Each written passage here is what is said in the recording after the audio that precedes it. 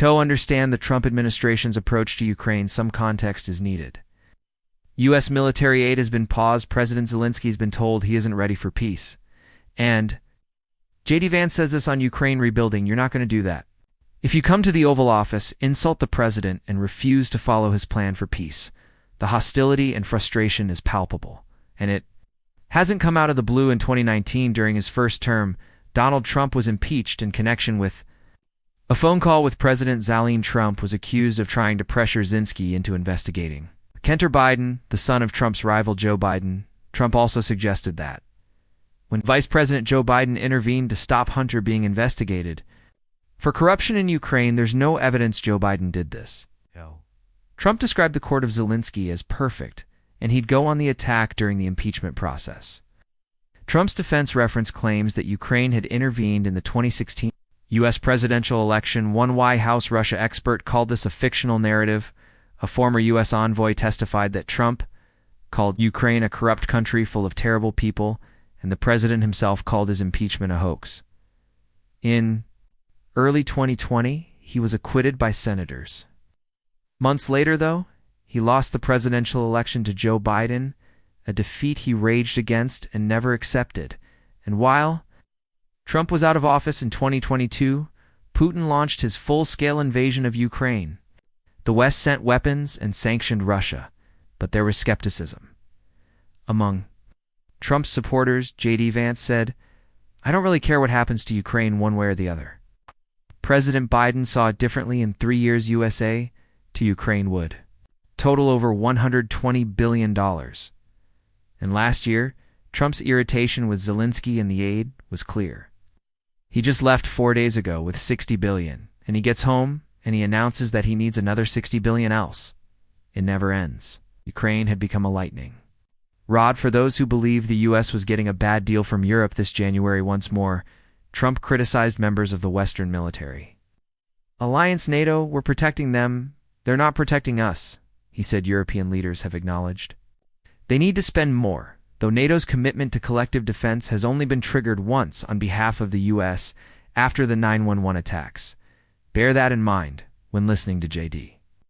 Vance this week. Very best security guarantee is to give Americans economic upside in the future of Ukraine. That is a way better security guarantee than 0 troops from some random country that hasn't fought a war in 30 or 40 years in the UK.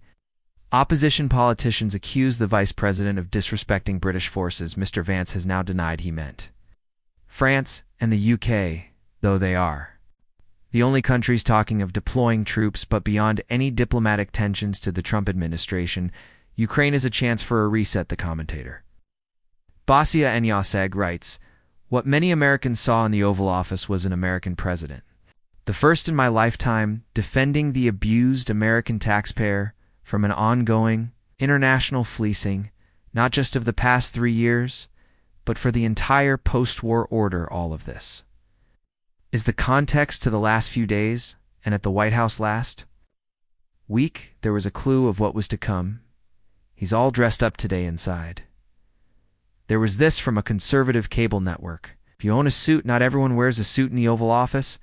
Maybe this was about something else, about a perceived lack of respect or gratitude. Have you said thank you once, J.D.?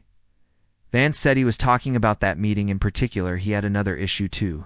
You went to Pennsylvania and campaigned for the opposition in October. This references a visit to a munitions factory. President Z was accompanied by local lawmakers who were Democrats, but it was in September, not October, and President Zelensky wasn't campaigning for the Democrats. He did, though, say this to you and for your work. Thank you so much, Mr. Zelensky. Has thanked America many times. Maybe for Donald Trump and his supporters, thank you isn't enough. I want them to give us something for all of the money that we put up. The something Mr. Trump wants is Ukraine's minerals. But for now, paused, and amongst Trump's supporters, another theme is being promoted. Former Fox News host Tucker Carlson has spoken at Trump rallies, and this week he claimed the Ukrainians sold huge quantities of American weapons on the international black market. No available evidence supports this, but claims of corruption are not new from Proton and Proton. Trump sources in 2023, a website falsely claims Zelensky had purchased 2 luxuries yachts with US aid money. Trump supporter Congresswoman Marjorie Taylor Greene shared the claim in J.D. Vance. It's made reference to saying there are people who would cut Social Security, throw our grandparents into poverty. Why? So that one of Zelensky's ministers can buy a bigger yacht? The yacht claims are false, but J.D. promoted them, and by 2024 he was Trump's running mate. Now they're in power and the war is into its 4th year. Trump says he wants it to end, to save money and to save lives. But his approach to Ukraine, to Zelensky, and to Europe shows this is about much more than that. To buy UKK News.